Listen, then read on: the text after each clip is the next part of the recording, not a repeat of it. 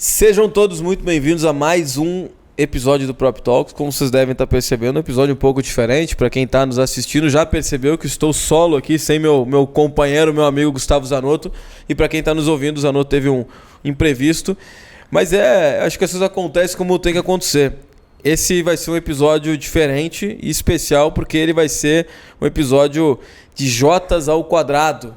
Então é com uma grande honra que eu recebo aqui meu grande amigo João Angeli. Meu irmão, bem-vindo aqui no Prop Talks. É um prazer te receber na nossa casa aqui, nesse nosso canal de podcast, que é muito mais um canal de conversas. E a gente vai falar muito sobre mercado imobiliário, inovação no mercado, tendências, sobre o primeiro reality show da América Latina do mercado imobiliário, que vai ser um marco. A gente vai falar muito disso, mas, meu irmão, um prazer, viu? Obrigado por estar conosco aqui. Prazer é todo meu, cara. Eu tava muito triste porque você ainda não tinha me chamado. Veio todo mundo aqui, veio o Carol Saltchuk, veio o João Carlos Godin. Poxa vida, pelo menos chegou a minha vez. Muito obrigado por me receber. De uma maneira especial ainda, viu? Especial, de frente com o Jota. Jota pra Jota. De Jota pra Jota. E legal o cenário, viu? Achei muito bacana, muito intimista. Boa. Tem a cara realmente do mercado imobiliário, porque a gente está na Avenida Paulista, dentro da Housey.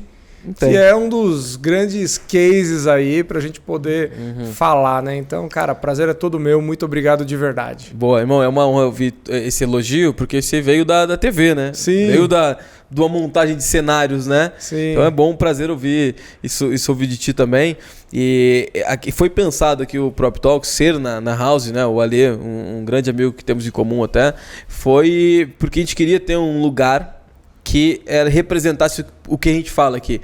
O Prop Talks fala muito de tendência no mercado, fala de inovação, fala de tecnologia. A gente brinca que a gente está construindo a próxima década do mercado a partir das nossas conversas. E a House acaba sendo, né, muito coerente a gente fazer aqui do que fazer daqui a pouco em algum estúdio fechado. Então por isso que a gente está aqui. E, meu irmão, pra gente começar esse bate-papo, porque assim, não tem roteiro. Claro, como você viu, a gente tá aqui trocando ideia desde antes de começar a gravar e a gente não falou nada do que a gente vai conversar ainda. Né?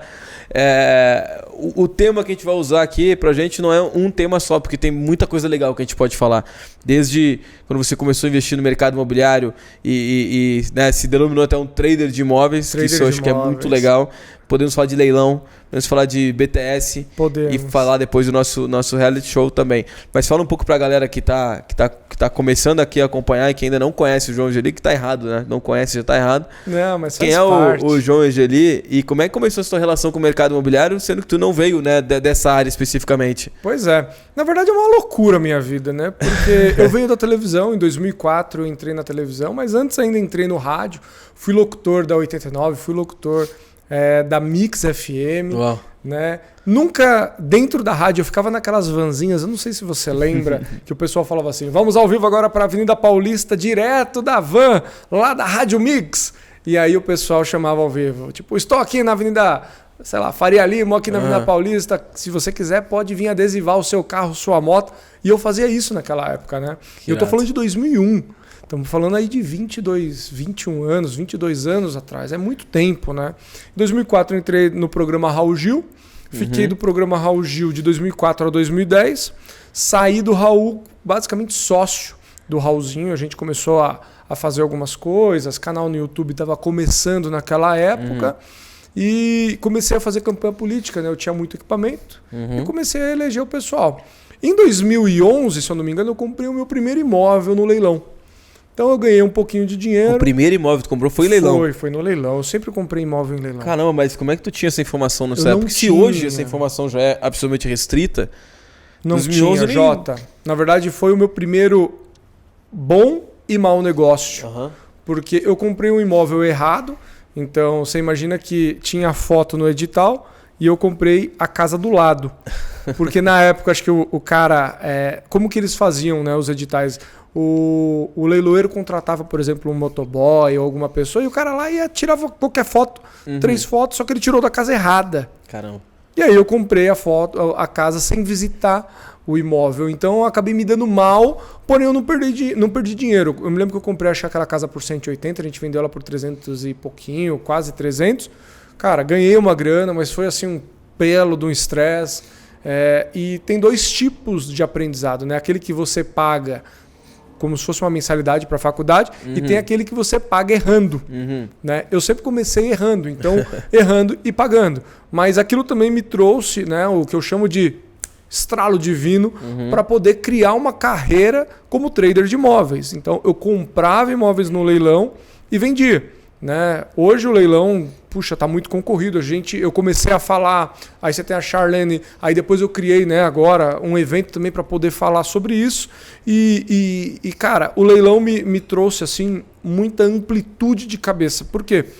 Você compra um imóvel no leilão, você precisa aprender sobre reforma, você precisa aprender sobre finanças, você precisa aprender sobre venda.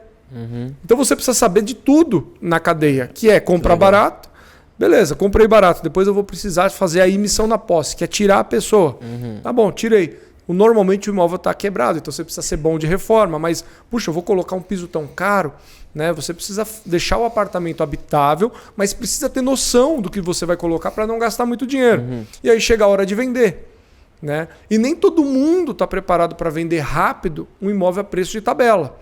Né? Então, quanto menor for o preço, maior é a oferta, mais rápido é a liquidez daquele imóvel. Então, fui aprendendo a lidar com tudo isso na prática. Tomando porrada. Fazendo. E é engraçado porque, lá em 2010 eu já fazia vídeo do imóvel, eu já fazia foto do imóvel, eu não fazia site, mas eu já imprimia o que hoje todo mundo já está fazendo, ou melhor, quase todo mundo, porque ainda tem muito corretor que não está fazendo, né?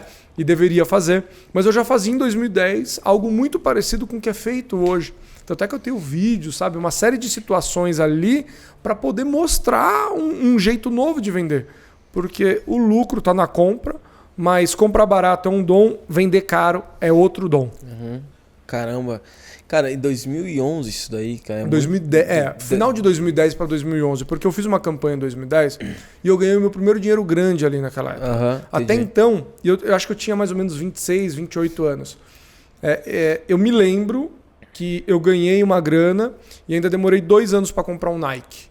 Porque eu sempre investi em equipamento e eu sempre investi em imóveis.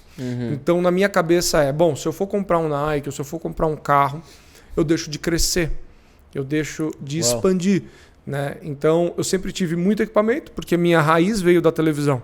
Né? Tanto é que a gente veio fazer agora, quase 20 anos depois do meu ingresso na televisão, um reality show. Então, o reality só foi possível porque 90%, 80% do que você viu lá, que você participou do The Real Estate Brasil, é basicamente nosso, é meu e do Beto. Então, hoje eu enxergo que eu fiz o investimento certo, na hora certa, porque a década, né, depende de audiovisual. O que a gente está fazendo hoje aqui é basicamente audiovisual. E o corretor 3.0, o profissional 3.0 do mercado imobiliário, ele precisa entender que se ele não for amigo da câmera, ele bem provavelmente vai ter poucos amigos.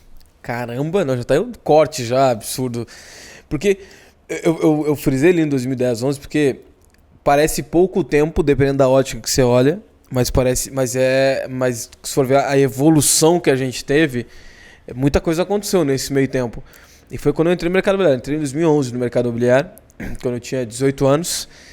E não fazia vídeo, não existia isso. Não. Lá em 2000. Por isso que eu olho assim, penso, cara, parece tanto tempo, porque eu tinha lista para ligar para possíveis investidores. Exato. E falando de leilão, que foi a tua primeira compra, que eu acho, cara, fantástico, porque se hoje a informação ela está começando a ser dissipada, mas ainda não é, né, nem todo mundo conhece, acho que a grande maioria não conhece. Imagina lá em 2010, 2011, né? E é engraçado porque hoje o leilão parece ser uma tendência. A gente fala muito de tendência aqui no Prop Talks. O leilão parece ser uma tendência, por mais que seja algo completamente antigo, mas parece ser uma tendência porque agora a informação está chegando. Como é que tu, como um cara já experiente em leilão, porque a gente está falando de mais de 10 anos já investindo nisso, né? Eu sei que tu continua investindo no mercado imobiliário via essa ferramenta, fez um evento espetacular que infelizmente eu não pude ir, porque tinha um evento meu também no mesmo dia. Né? Mas como é que tu enxerga agora? Porque muita gente está nos ouvindo, deve estar pensando assim, cara, eu preciso comprar meu primeiro imóvel leilão, porque tem muita gente falando disso. Tem espaço ainda pra gente chegar novo? Eu também, por exemplo, nunca comprei imóvel leilão. E eu preciso fazer isso. Já é uma coisa que eu tô há tempos. A gente já conversou sobre isso. Sim, fizemos até reunião. Fizemos uma reunião. Cara, eu preciso fazer isso. Preciso entrar nesse mercado também. tem espaço, tem oportunidades, é algo crescente ainda, a tecnologia já está entrando. Como é que está esse mercado de leilão? Ó, vamos para números, tá? A gente tem mais ou menos 220 milhões de brasileiros hoje, né? Aproximadamente aí, pode ser que seja um pouquinho mais, menos, dependendo da data que estiverem assistindo esse episódio ou ouvindo. Eu acredito, tá, pelos dados que nós temos aqui, que mais ou menos 500 mil pessoas estão cadastradas nos leilões, não chega a 1 milhão. E dessas 500 mil, entre 100 e 200 mil pessoas arrematam imóveis durante um ano. Então, é um número muito baixo. Muito. A cada 100 imóveis que vão a leilão, 20, 25 imóveis são arrematados. Ou seja, você tem de 80% a 70% não são arrematados. Né? E o que é o leilão? O leilão é uma dívida que, por exemplo, um cidadão comum criou. Imagina que o Jota está vendendo um imóvel, eu fui lá e comprei esse imóvel, por exemplo, numa prestação da Caixa, de um banco qualquer. Tá? Esse imóvel, enquanto não é quitado, ele fica com uma alienação fiduciária, que é o quê? O banco antigamente tinha um negócio chamado hipoteca. Em 1997 ele transforma a hipoteca em alienação fiduciária. Essa alienação é uma garantia de caso você não pague, o banco retoma esse imóvel e vende. Então vamos supor que pandemia, vamos colocar um exemplo prático. Pandemia, as pessoas pararam de pagar o seu imóvel, quebraram, perderam o emprego, morreram, aconteceu uma catástrofe. Né? O que resultou disso? Muitos imóveis indo à venda. Só que os imóveis da pandemia ainda não chegaram no leilão. Claro, por causa do tempo. Eles vão chegar agora. Né? 2024 é uma previsão aí. Estão se falando de uma média de pelo menos de 5 a 10 mil imóveis por dia indo a leilão. Nossa, isso é muita coisa. É muita coisa. Lembrando que a gente tem aí 200 mil. Vamos colocar 1 milhão de arrematantes. Ou seja... desses 1 milhão de arrematantes, às vezes a pessoa compra um e fica imobilizada 1 ano. Ela não consegue voltar para o mercado. Cara, vai ter uma chuva de imóveis. E no fundo, as pessoas não se ligam que a gente não compra um imóvel.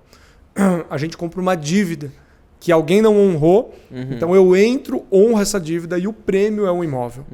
Né? Entendi, então, boa. O leilão nada mais é do que você se alavancar, Jota, em um patrimônio que vale, por exemplo, sei lá, 1 milhão e paga 500 mil nele. E esse trade, né, que demora em média de 6 a 12 meses, é onde você ganha dinheiro, cara. É onde realmente fica muito dinheiro na mesa e você consegue se alavancar. Porque você pode usar carta de crédito, você pode usar dinheiro de investidores, você pode usar, por exemplo, imagina que você é um corretor que sabe que o Jota tem ali 1 milhão de reais e você pode comprar 3 imóveis de 300 mil que valem, sei lá, 600, 700. E ao invés de você cobrar uma taxa, você pode cobrar 2, que é o quê? Uma da compra e já fixa uma da venda.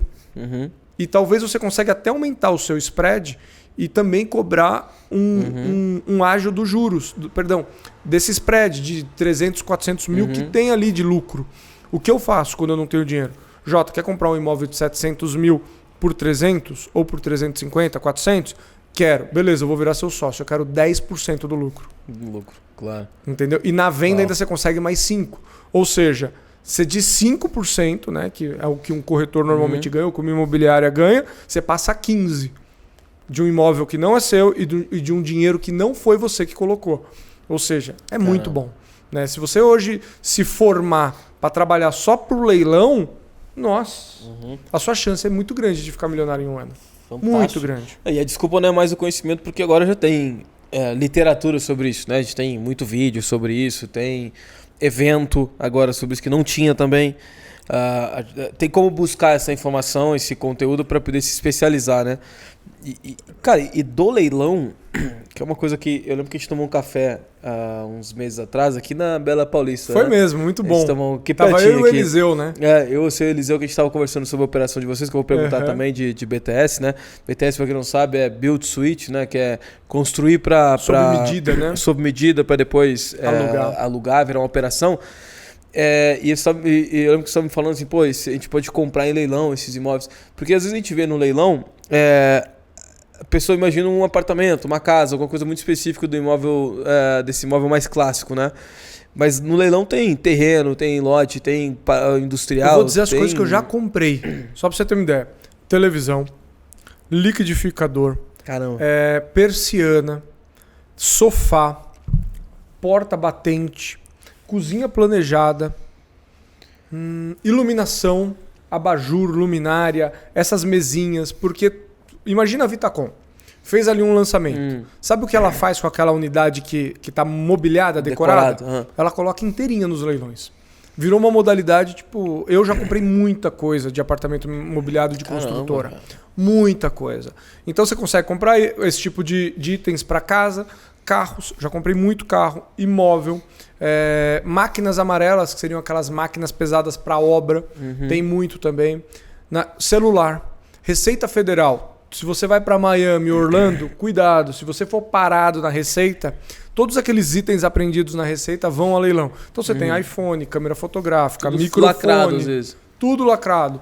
Não, tudo lacrado. Tudo lacrado. Que pega ali a maioria é lacrado, mas se não tiver lacrado, eles no edital indicam para você se o equipamento tá bom ou ruim, entendeu? Hoje existe um laudo muito bem feito para poder tranquilizar o arrematante, que é quem compra esses itens. Caramba. Então é bem legal. É porque do leilão, trazendo para o mercado imobiliário, você pode, a partir do imóvel em leilão, criar um outro modelo de negócio.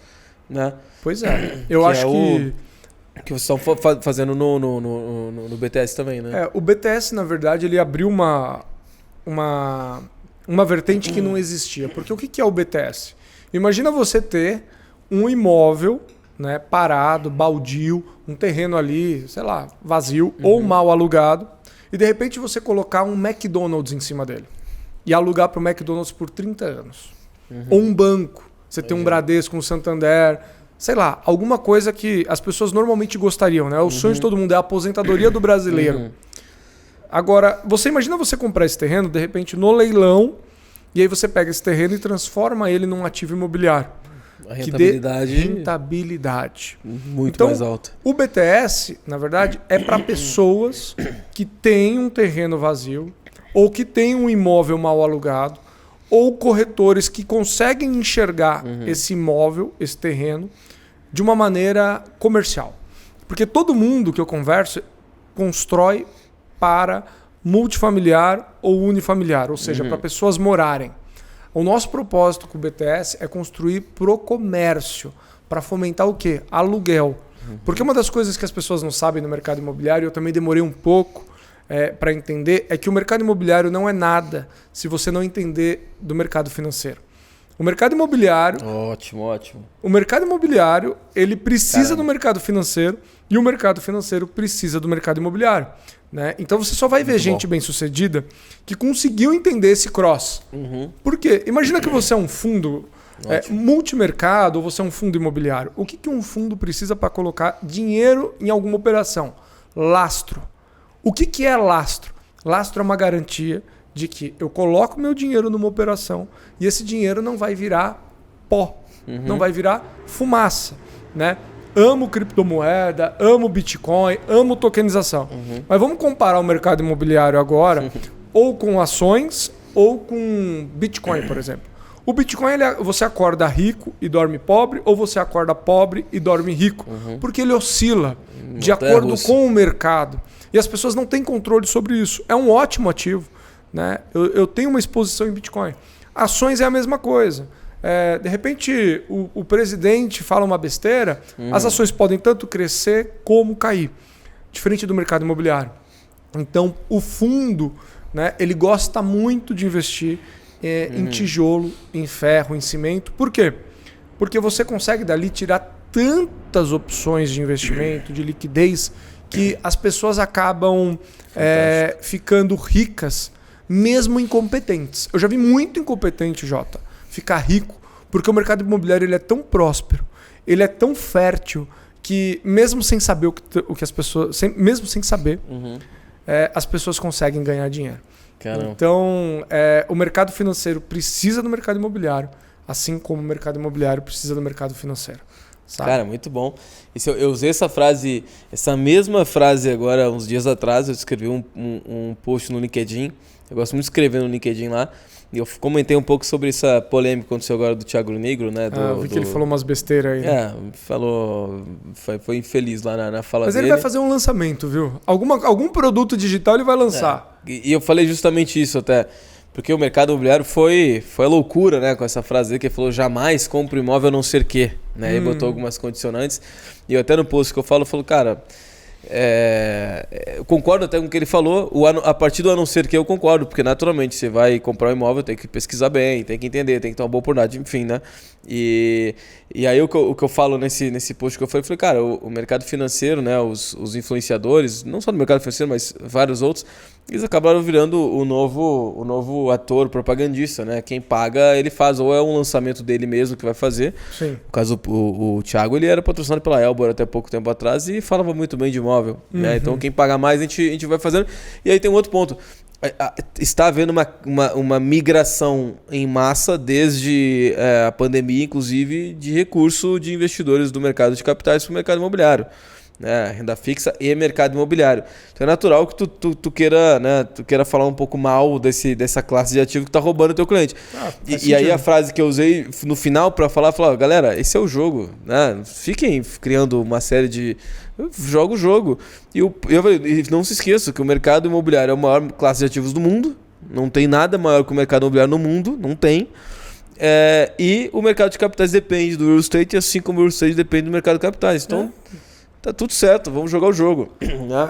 E eu acho que uma das coisas importantes para se falar, por exemplo, principalmente no mercado de aluguéis, né, é um mercado pouco difundido. Eu acho que a House entendeu isso antes do mercado. Né? Eu acho que o Ale é muito bom em prever o futuro. Antecipar, né? Antecipar. E você imagina o seguinte, qual que é o business que a House faz em comparação ao que o BTS faz? É melhor você alugar o imóvel para uma pessoa, para várias pessoas, por dia, por hora, por mês, por ano. Essa flexibilidade é a nova tendência. Porque riqueza hoje não é só grana. O pessoal tá rico, mas eles querem liberdade. Né? Então, a House usou isso. Cara, você pode morar onde você quiser, a hora que você quiser. Você tem a sua vida aqui e eu te dou tudo o que você precisa. Mas quando a gente fala de comercial... Né? Eu posso comprar uma bolsa de luxo e consigo carregar ela. O imóvel eu não consigo. Mas pensa o seguinte, se você tem um imóvel comercial alugado, eu faço a mesma coisa que a House em termos de liberdade. Você pode morar onde você quiser, porque o que está provendo a sua liberdade é o dinheiro daquela locação. Então, imagina que você tem ali 100 mil reais por mês, que é a média de mini malls ou de street malls que a gente produz. 100 mil reais por mês de salário. Algumas pessoas fariam aposentadoria, outras pessoas acham que é pouco. Mas você pode adiantar esses recebíveis, Jota, no mercado financeiro, para um CRI, que seria um certificado de recebíveis financeiros, de registros imobiliários, perdão. O que é isso? Você vai falar o seguinte, olha, eu tenho um imóvel sob garantia, eu tenho um contrato com uma grande marca de garantia e eu quero adiantar 10 anos. Vamos supor que seja 100 mil reais, você tem 12 milhões de reais de aluguel nesses próximos 12 anos. Talvez ele vai te tirar ali 37%, 40% e vai trazer esse dinheiro a valor presente. Talvez você saia dali com metade do valor. Com 6 milhões, com 7 milhões, com 8 milhões, depende. Se a Selic estiver igual hoje, é um péssimo negócio. Você vai estar pagando lá 13,75, ele vai começar a fazer conta e vai te diluir pra caramba. Mas vamos supor que você não esteja no momento de Selic como esse e você adiante. O que você prefere? Ganhar 100 mil reais por mês ou ter, de repente, 7 milhões na sua conta agora? Dependendo do que você for fazer com esse dinheiro ainda, o nível de oportunidades que se abrem. Depende se você é um fazedor de dinheiro ou se você é um gastador de dinheiro. Né? Se você é um fazedor de dinheiro, 6, 7 milhões na sua mão a dinheiro presente, cara, você consegue dobrar, triplicar, quadriplicar esse dinheiro em 3 anos, em 5 anos. Você não precisa esperar 10 anos. Então, quando a gente fala de uma alocação de alto rendimento, você precisa ver qual estratégia que você quer levar. Porque você tem dinheiro para receber e você tem liberdade financeira. né? E eu acho que tudo isso junto te transforma numa potência. E ninguém olha para isso, cara. Ninguém olha. É igual o leilão, ninguém olha. Você sabe para onde todo mundo olha? Incorporar prédios ou multifamiliares ou unifamiliares, que seriam casas de alto padrão, pequenos sobrados. Eu vou até mais longe. Olha para isso até quem está mais avançado em investimento, mas a grande maioria olha para o apartamento na planta. Putz, ainda tem uma galera. Comprar um apartamento na planta, né? Nossa. Que é um tipo de investimento, tá tudo certo. Acho que é melhor ter um imóvel do que não ter um imóvel. Com certeza. É melhor comprar um imóvel na planta do que não comprar imóvel nenhum. Mas eu gosto muito de falar disso, João, porque, cara, a gente fala, falei de novo, muito de tendência aqui. E o pessoal espera que a gente vai falar puramente de tecnologia. Espera que a tendência, a inovação é tecnologia apenas. E a gente fala naturalmente de tecnologia. Sim. Agora, os últimos episódios que nós gravamos foi focado numa nova tech, num novo modelo de busca imobiliária com inteligência artificial. É fantástico. Mas o que eu gosto de falar muito é que muitas vezes, e no mercado imobiliário muito, a tendência e a inovação ela está em coisas que já estão presentes no nosso mercado há muito tempo. A diferença, aí sabe onde é que vai entrar a tecnologia? É aqui, ó. Porque antes a gente não distribuía informação. Certo. Saber de leilão lá em 2000... Não, você é um herói. Onde tu é um herói de investir no imóvel em 2010, era 2011 louco, em leilão. É louco isso aí. Eu fiz na loucura. E a diferença entre o gênio e o louco é uma linha tênue, né? Muito próximo. É a execução. Então você foi lá e executou. E não existia isso. Então acho que eu gosto muito dessa aspa, assim, a tendência do mercado imobiliário. A tendência do nosso real estate, uma das tendências do nosso real estate é olhar para coisas que sempre foram feitas por grandes operadores, porque eles tinham informação. A informação antes era centralizada, lá em cima, né? Quem comprava terrenos para construir para as lojas? A informação estava lá em cima, nem todo mundo tinha. Isso é o topo da pirâmide, cara. O topo da pirâmide. Quem que constrói aqui na Avenida Paulista um prédio? Você acha que uma pessoa é o topo da pirâmide? É o fundo. É um fundo, é um cara que... Ou é um cara muito bem relacionado que consegue entender o mercado imobiliário com o mercado financeiro. Se ele não entende isso, sabe o que ele vai fazer? Ele vai entrar numa parcela para comprar na planta. Esse é o cara do mercado imobiliário que só entende... Ou no máximo ele vai comprar uma cota do fundo imobiliário lá.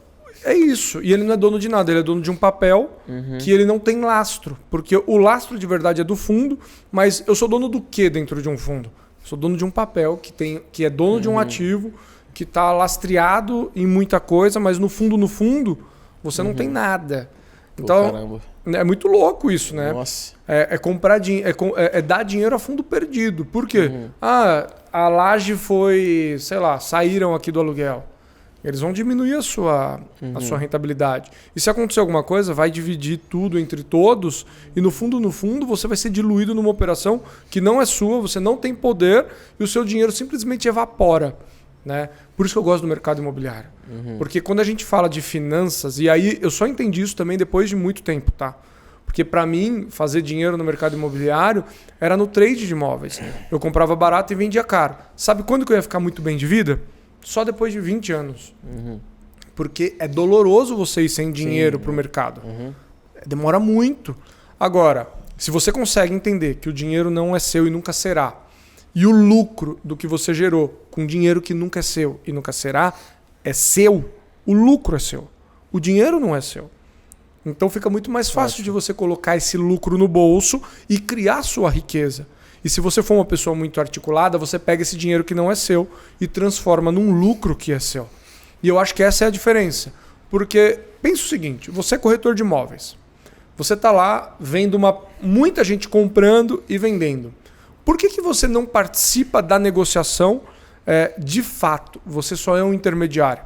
Sabe por quê? Porque você não entende de mercado financeiro. A partir do momento que você entender de mercado financeiro, você passa a comprar o imóvel. Hoje eu estava com um amigo nosso, que é amigo em comum, que é o Augusto Braga. Já gravou com a gente aqui, inclusive. Gravou, maravilhoso. E o Augusto falou o seguinte, eu já dei aula para... Ele falou, né? Eu já dei aula, acho que para mais de 5.000 corretores. E poucos desses corretores são patrimonialistas. Ou seja, compram imóveis. Não compra o que ele vende. Não tem imóveis na carteira. Então, o que não é por falta de dinheiro, né? Porque não, muitas vezes recebe grandes comissões. Grandes comissões. Né? Frequente então, até. Eu vou falar, o corretor ele não ganha mal. O problema é que ele ganha espaçado. Né? Então vamos supor que você fez uma venda, sei lá, de 1 milhão, pô, você ganhou 50 pau, sei lá. Se você não tiver a cabeça boa na parte de finanças, você acha que você tá rico, aí você já começa a gastar dinheiro, você começa a viajar. Carro, Só que não é uma recorrência de todo mês, não é todo o corretor que consegue bater meta todo mês. Então, se ele tivesse, por exemplo, uma renda mensal de algum aluguel ou de alguns aluguéis, você ia ver que ia ficar menos dramática essa corrida e você consegue ter mais tempo, consegue ter mais espiritualidade, porque dinheiro te traz espiritualidade, dinheiro te traz tempo e ao invés de você trabalhar muito, você consegue trabalhar pouco e ter muito resultado. E isso aqui, Jota, mudou a vida de todo mundo. Mudou. Hoje o Augusto falou uma coisa que é legal. Ele falou, cara, isso aqui ó, me deu tudo que eu tenho. Eu falei, o celular, ele falou... A rede social que eu controlo pelo meu celular. A Joyce, que é a esposa dele, ele conheceu na rede social. O lifestyle que ele tem hoje foi a rede social. Os clientes, as mentorias e tudo que ele tem foi através da rede social. E aí eu pergunto para você que está nos ouvindo, como que você usa a sua rede social? Você é um corretor 1.0, que é aquele que fica ainda na frente do estabelecimento, distribuindo panfleto? Você é um corretor 2.0, que já está no WhatsApp correndo, mandando? Ou você é um corretor 3.0, que é o cara que, as coisas chegam para você pela qualidade de conteúdo que você posta?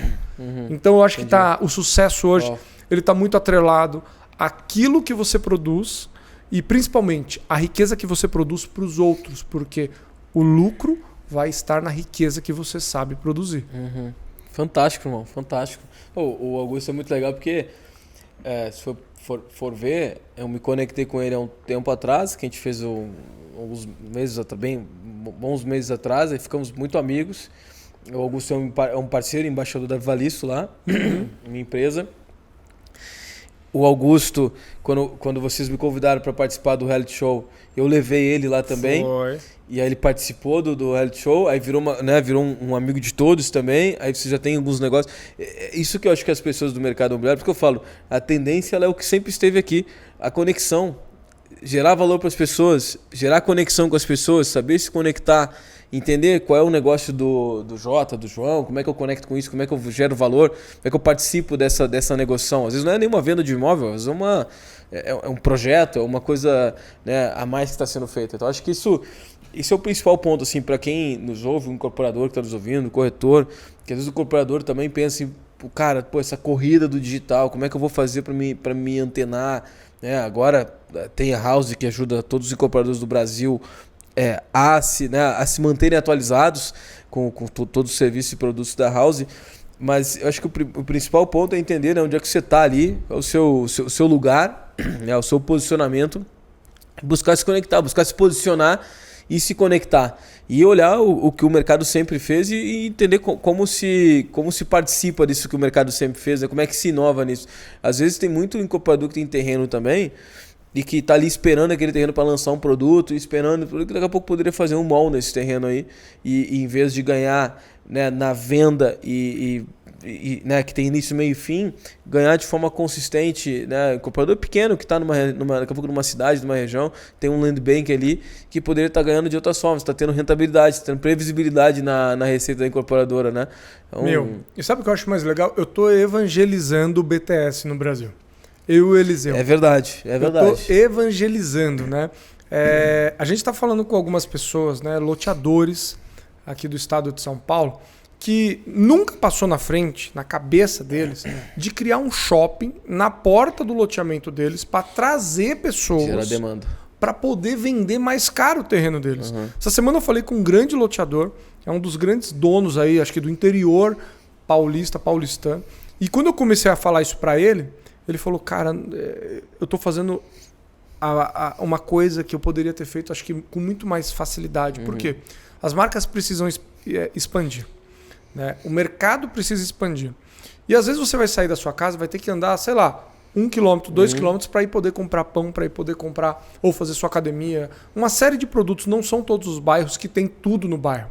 Né? Aqui na Paulista, você anda 2 quarteirões, você vai encontrar um restaurante, um café, uma academia, metrô, tá tudo muito próximo. Mas tem bairros mais afastados, né? Ou cidades mais afastadas, que, as pessoas não têm aonde comer, não têm aonde malhar.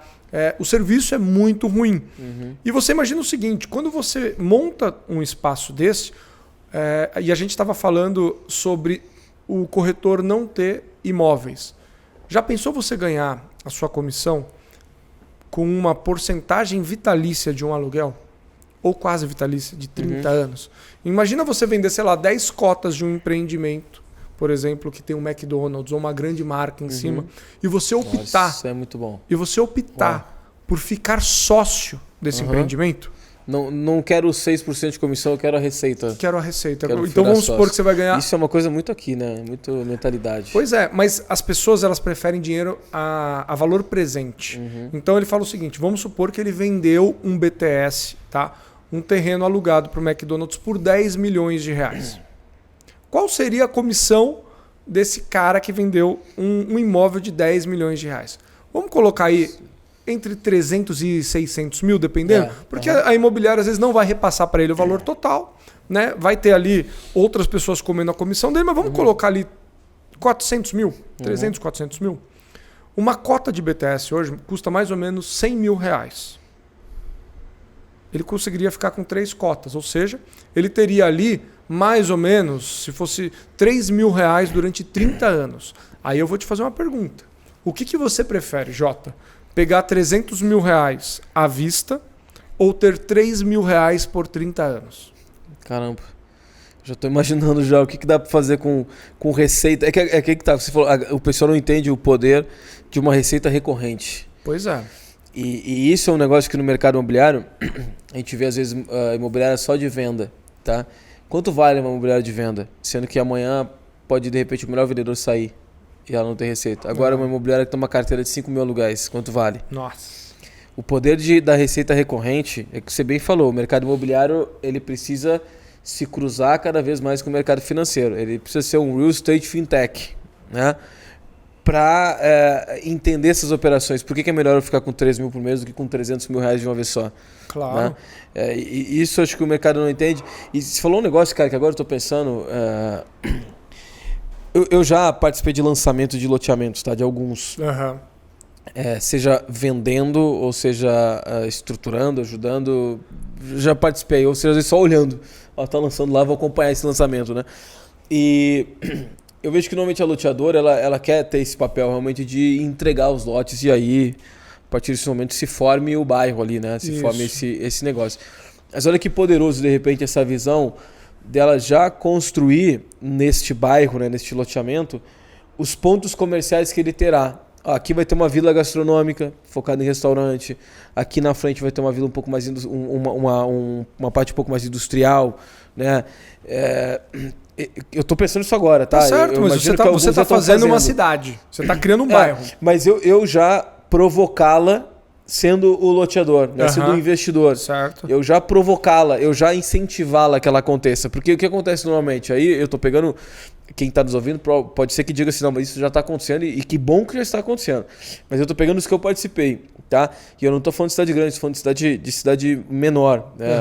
E muito de uma experiência que eu tenho numa cidade ao lado de Porto Alegre, onde eu cresci, chamada Guaíba, uma cidade de 100 mil habitantes. O que eu vejo o loteador se preocupando, né? O incorporador? Vou entregar ali as ruas bem pavimentadas, vou entregar uma praça central, uma centro de estação de esgoto. Aí aqui na frente eu vou deixar já lotes maiores para ter compra de empresas. Lá no fundo é os lotes menores, as esquinas. Então ele molda o desenho e entrega. A partir de agora, esse bairro ele vai se formar. O que a gente está falando aqui é eu ir um passo além como loteador. E aí eu vou ter o VGV de venda, que é altíssimo e que normalmente acontece muito CRI, né? Muito no loteamento, né? Porque você tem muita parcela lá. Sim. E aí, além de ir do VGV de venda, eu já construí a minha receita recorrente, que é eu já deixar pronto aqui esse lugar aqui que vai ser aqui a parte mais gastronômica do bairro. Eu acho que isso é muito condizente com a gente voltando a falar da House, com o que o Ale imaginou. Que ele imaginou assim, cara, o prédio, se o prédio for um prédio cru, sozinho, prédio, um tijolo, um cimento, né? Um negócio cinza. E se eu atualizar esse prédio com serviço? Botar um mercado, botar uma lavanderia da Omo, botar uma assinatura, botar um carro, E se eu deixar esse prédio um organismo vivo, né? Se eu já entregar para esse morador isso no prédio? Aí as pessoas podem dizer, não, mas isso para um prédio ok, mas para um terreno não dá. A gente acabou de criar uma solução para o terreno, para fazer isso, já deixar o terreno, o bairro preparado, né, para receber. Tu já vê isso acontecendo ou eu estou viajando muito aí, João? Eu tenho uma pergunta para te fazer, Jota. Você é um cara de mercado, você é um cara inteligente. Qual é o seu propósito? Mas eu quero que você responda bem sucintamente. Qual é o seu propósito? Meu propósito é que o mercado imobiliário tenha, que as mesas importantes do mundo tenham um representante imobiliário. Pois é, o que o loteador tem que fazer é qual é o propósito daquilo que eu estou fazendo. Porque no fundo, as pessoas criam imóveis sem propósito. O imóvel não tem propósito, o imóvel não tem alma, o imóvel não tem vida. Então ele entrega, por exemplo, ele está pensando na parte financeira. Eu vou ganhar aqui 10, 5, 2, 3 milhões. E entrega daquele jeito. O Eliseu, estamos pensando o seguinte, qual que é o propósito daquele mall? Qual que é o propósito daquele bairro, daquele loteamento? O que tem ali? A gente faz uma pesquisa muito grande para saber o seguinte. Cara, a gente foi para Campo Verde, que é uma cidade lá do Mato Grosso, a 100 quilômetros de Cuiabá, mais ou menos, 120 quilômetros de Cuiabá. E a gente enxergou que, não tem bons restaurantes na cidade, não tem uma academia de qualidade, não tem uma série de produtos. Então, o propósito do shopping, desse mini mall que a gente vai fazer, é justamente dar o que a cidade não tem e colocar o que a cidade não tem. Então, quando você faz um loteamento, você tem que fazer uma pesquisa mercadológica da onde você está e quem está nessa cidade, quem é que vai morar ali para você realmente criar da vida, da alma. O que o Alê fez nos prédios, né, da House? Ele deu alma, ele deu vida e ele deu propósito. E por que os imóveis não têm propósito? Às vezes você vê, Jota, um imóvel virando vários estabelecimentos. Aquele aluguel parece que, é amaldiçoado. Putz, toda hora quebra, toda hora para e nunca dá certo. Você sabe por quê? Porque as pessoas não entenderam o propósito daquele imóvel. As pessoas nunca pararam para ver aquilo como vida. Eles enxergam aquilo como uma matéria morta. Então olha o imóvel como um imóvel, um ser imobilizado. Algo que está lá, teoricamente, sem um propósito, sem um porquê.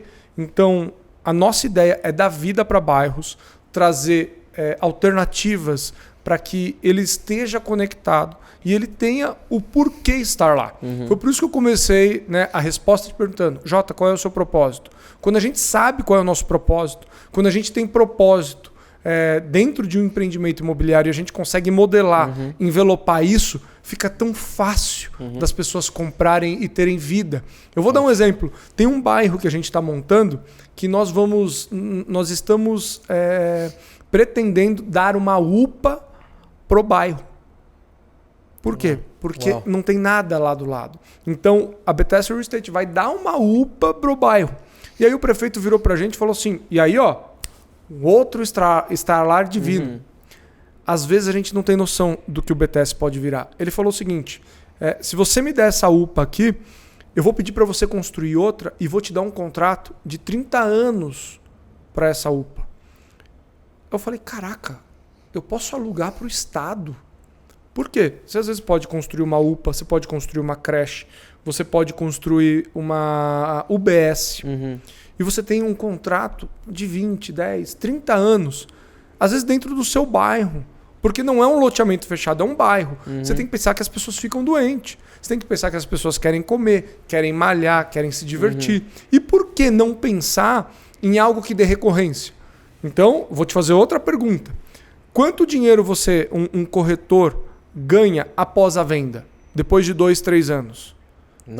Nada. O mercado imobiliário, ele é ingrato. Sabe por quê?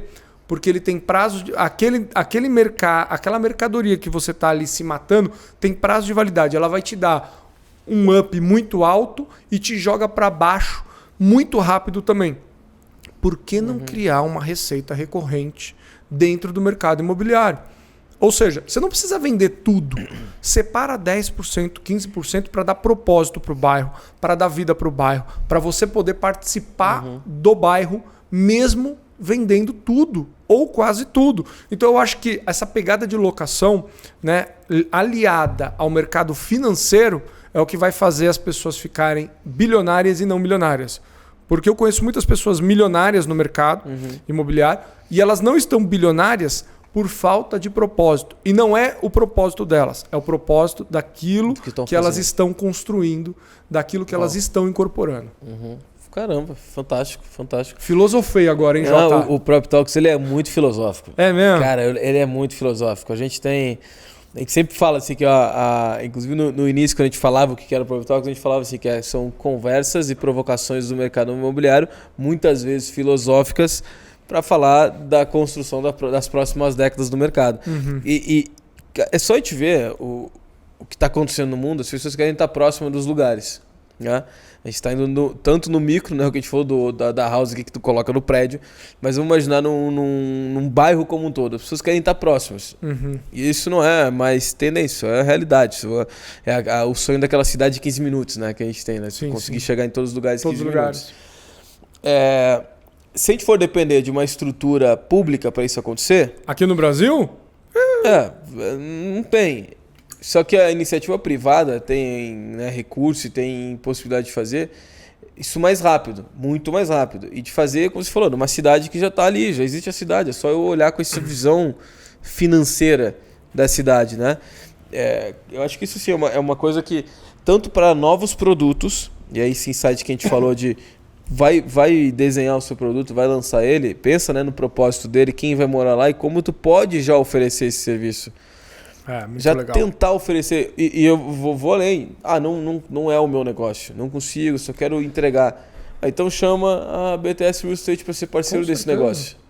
Não precisa fazer tudo também, o mercado é uma jornada muito longa, mas tem essa visão, né, de construir isso, já deixar isso pronto já.